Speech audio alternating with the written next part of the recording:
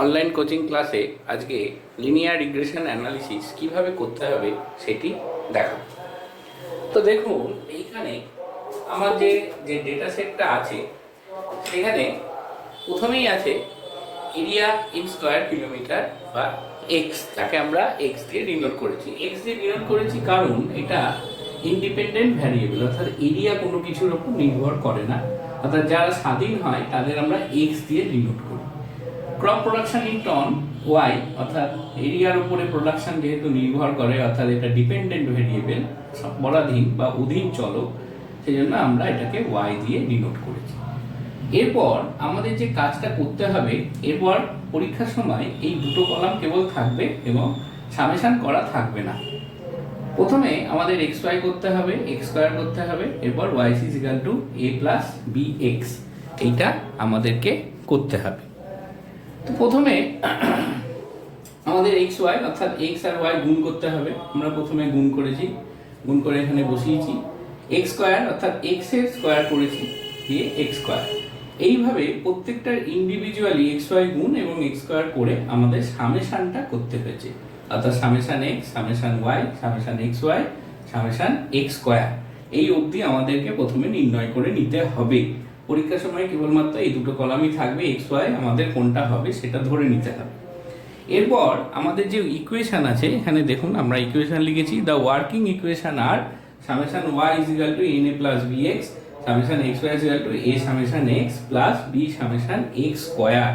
এই দুটো ইকুয়েশনকে উপর ভিত্তি করে আমরা এ এবং বি এর মানকে নির্ণয় করতে পারব। প্রথমেই আমরা যে কাজটা করব, ইকুয়েশনগুলোতে ফার্স্টে ভ্যালু বসাবো। তার জন্য লিখব put the value on equation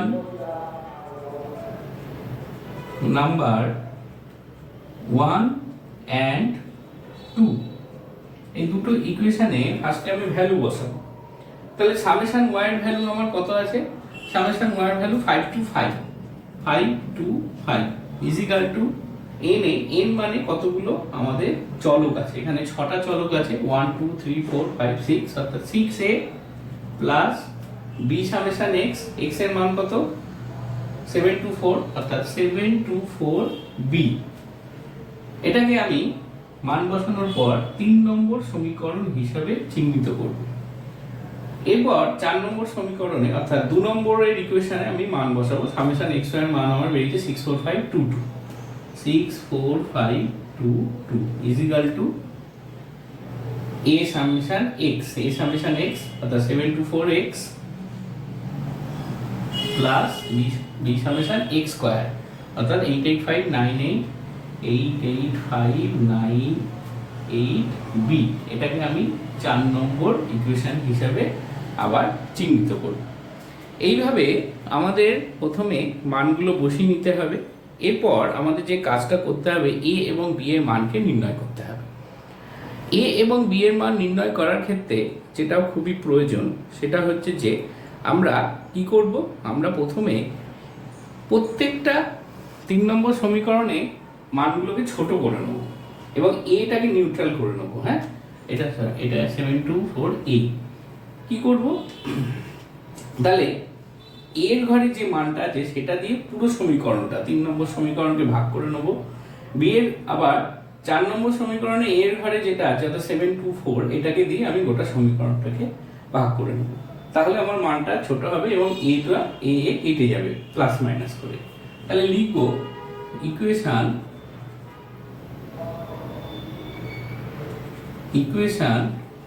number 3 is divided by 6 and equation number 4 and equation number 4 is divided by 7 to 4, অর্থাৎ এর ঘরে ইকুয়েশন নাম্বার 3 কে আমি পুরোটাকেই 6 দিয়ে ভাগ করব, আর ইকুয়েশন নাম্বার 4 পুরোটাকেই 724 দিয়ে ভাগ করব। তাহলে আমার কি আসছে দেখে নিই একবার। প্রথমটা আসছে 5 টু 5 ভাগ 6, 5 টু 5 ভাগ 6 হচ্ছে 87.5, 87.5 ইজ ইকাল টু এ, অর্থাৎ 6 একে 6 দিয়ে ভাগ করলে শুধু এ পড়ে থাকে, 724 ভাগ 6, 724কেও 6 দিয়ে ভাগ করে লিখতে হবে 120.67, 120.67 বি। ঠিক একইভাবে এই সমীকরণটাকে আমরা 724 দিয়ে ভাগ করব, অর্থাৎ 64522 ভাগ 724, 89.11, 89.11 প্লাস ইজ ইকাল টু, এটাও এ হয়ে যাবে, অর্থাৎ 724 এ ভাগ 724 এ হয়ে যায়, তারপরে 88598 ভাগ 724, 122.37, তাহলে প্লাস 122.37 বি। এইভাবে আমি প্রথমে এরকম ওপর নিচে লেখার পর আমি এবার বিয়োগ করে দেবো। তাহলে বিয়োগ করে দেবো কিভাবে? বিয়োগ করে দিচ্ছি এবং এ প্লাসে মাইনাসে কেটে গেল, তাহলে এখানে আমার কি পড়ে থাকলো, এবার বিয়োগ করি। 87.5 minus 89.11 minus 1.61 is equal to 120.67 minus 122.37 minus 1.7 B, এই হচ্ছে মান।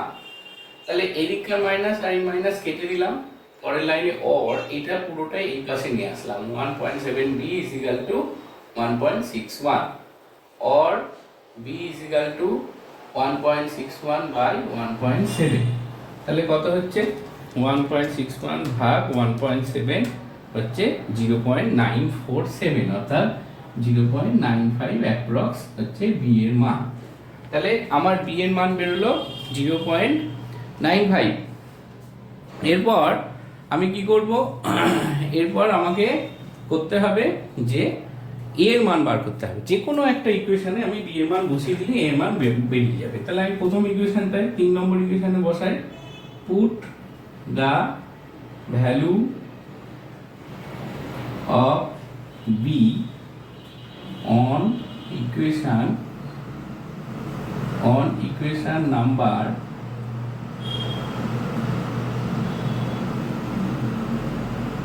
3 নম্বর ইকুয়েশনে আমি বসাবো। তাহলে প্রথম 3 নম্বর ইকুয়েশন কি, 5 টু 5, তাহলে এখানে লিখি 5 two 5 is equal to 6a plus 724b, 724 into B এর মান 0.95, এটা আমি এখানে বসিয়ে দেবো।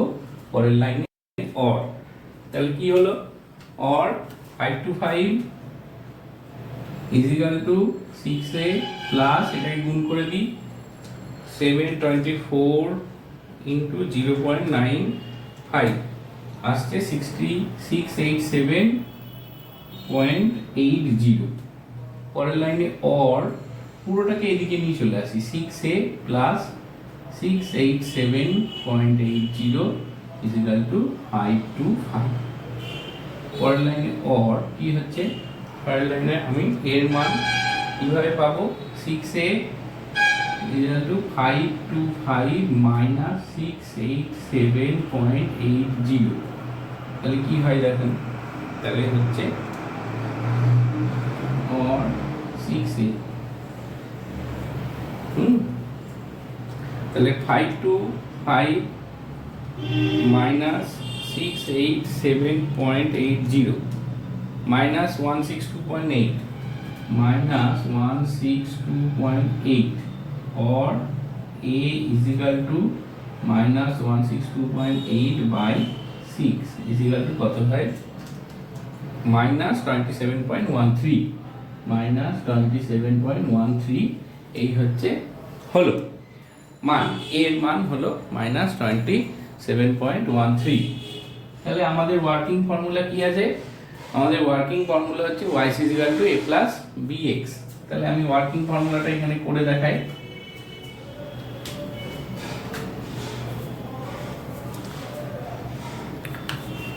তাহলে এবার এখানে লিখবো the working formula is yc is equal to a plus bx, ঠিক আছে, yc is equal to a plus bx, তাহলে a এর মান হচ্ছে -27.13, তাহলে -27.13 প্লাস b এর মান কত, b এর মান আমার বেরিয়েছে 0.95 ইনটু প্রত্যেকটার একটা আলাদা করে x এর মান আছে, অর্থাৎ প্রথমটার জন্য 112, তাহলে আমি প্রথমটায় 112 গুণ করব 112, তাহলে কত হচ্ছে 0.95 ইনটু 112 হচ্ছে আমার 106.4, তাহলে -27.15 যোগ 106.4, তাহলে প্লাসে মাইনাস অর্থাৎ 106.4 থেকে আমার 27.15 বিয়োগ চলে যাবে 79.25, তাহলে 79.25 হলো আমার প্রথম yc এর মান 79.25। এইভাবে প্রত্যেকটা মান নির্ণয় করতে হবে yc। তাহলে পরেরটার yc এর মান কত, পরেরটার yc এর মান বের করতে গেলে আমাকে কি করতে হবে, এর মান অর্থাৎ এর মান এখানে আছে -27.13, তার থেকে bx এর মান কত, এখানে b এর মান 0.95, অর্থাৎ ক্যালকুলেটর এরপর থেকে 0.95 ইন্টু x এর মান 124 করে নিলাম, যা বেরোলো তার থেকে -27.13 91.62, এইভাবে প্রত্যেকটা yc এর মান আমাদের নির্ণয় করতে। দেখুন এইভাবে প্রত্যেকটা yc এর মান প্রথমে বের করতে হবে, অর্থাৎ bx প্রত্যেকটা ইন্ডিভিজুয়াল x এর মানের সাথে b এর মান গুণ করতে হবে এবং এর মানটা যেহেতু মাইনাসে বেরিয়েছে এখানে বিয়োগ করতে হবে। সবসময় এর মান মাইনাসে বেরোবে তা নয়, প্লাসও বেরোতে পারে। তাহলে আমার এই হচ্ছে সম্পূর্ণ অঙ্কটা। এই অঙ্কটা করার পর এরপর আমাকে ডায়াগ্রামে আসতে হবে। এই অবধি পুরোটাকেই আমরা এবার ডায়াগ্রামিক্যালি প্রেজেন্ট করব, ঠিক আছে।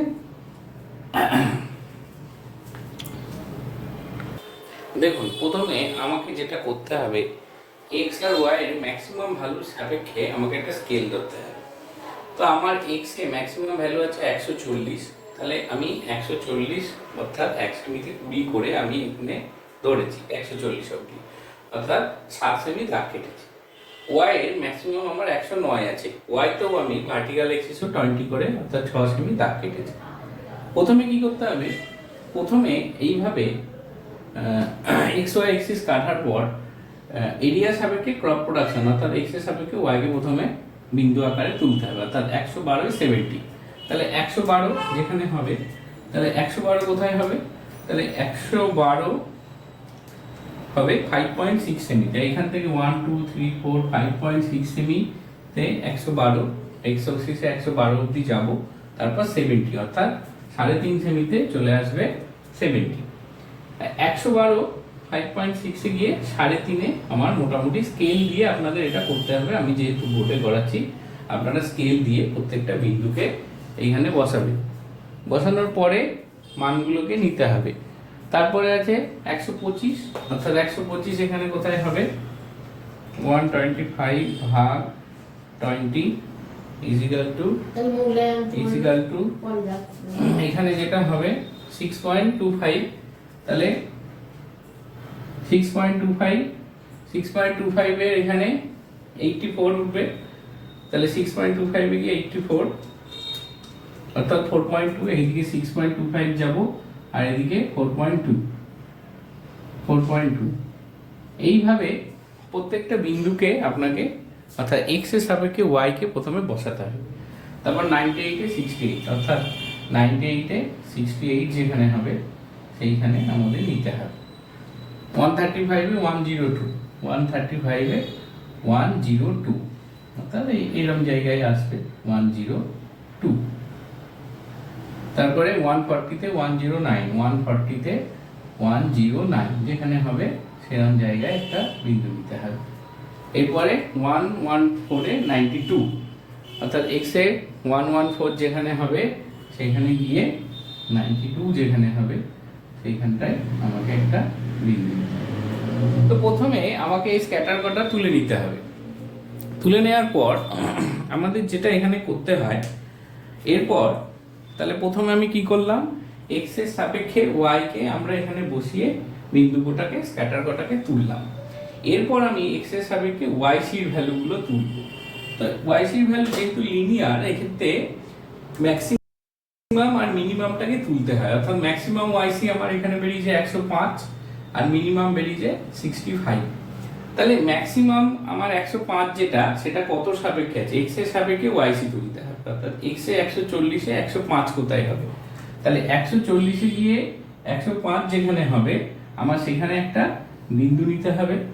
আর একটা হচ্ছে 98 এ গিয়ে 65, অর্থাৎ 98 এ গিয়ে আমার 65 যেখানে হবে সেখানে একটা বিন্দু নিতে হবে।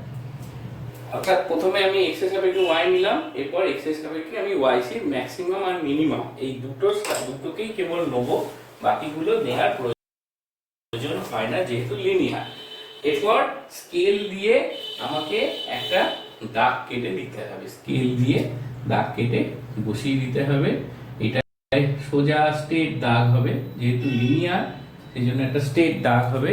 এটার নাম হবে লিনিয়ার রিগ্রেশন। এবং এখানে যেটা করতে হবে, এখানে ভ্যালুটা লিখে দিতে হবে। অর্থাৎ কোনো একটা ফাঁকা জায়গায় yc ইজ ইকুয়াল টু, এর মান যেহেতু মাইনাসে বেরিয়েছে -27.13 প্লাস 0.95, অর্থাৎ b এর মান x। এটা দাগের উপরে বা দাগের নিচে লিখে দিতে হবে।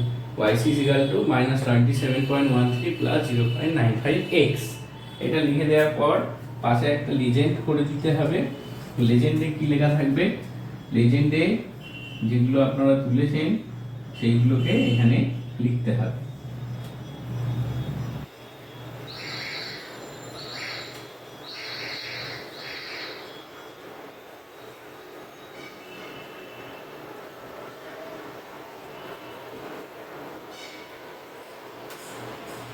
অ্যাকচুয়াল ডাটা আর একটা হচ্ছে বেস্ট ফিট লাইন, বা এটাকে আমরা রিগ্রেশন লাইন বলছি। এটাকে আমি লাল কালি দিয়ে টেনেছি, আপনারা অন্য কালি দিয়েও টানতে পারেন। এটাকে লিখবেন best fit line, best fit line বা ব্র্যাকেটে লিনিয়ার। তাহলে এই হচ্ছে ডায়াগ্রাম ক্যালকুলেশন। উপরে হেডিং লিখতে হবে scatter diagram, scatter diagram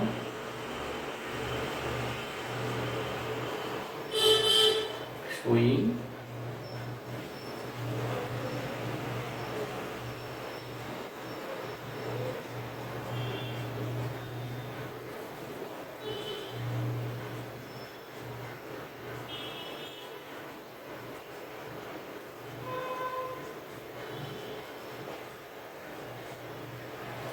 scatter diagram showing linear regression of area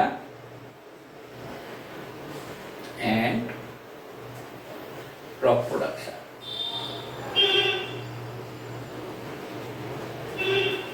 ঠিক আছে, হয়ে গেল।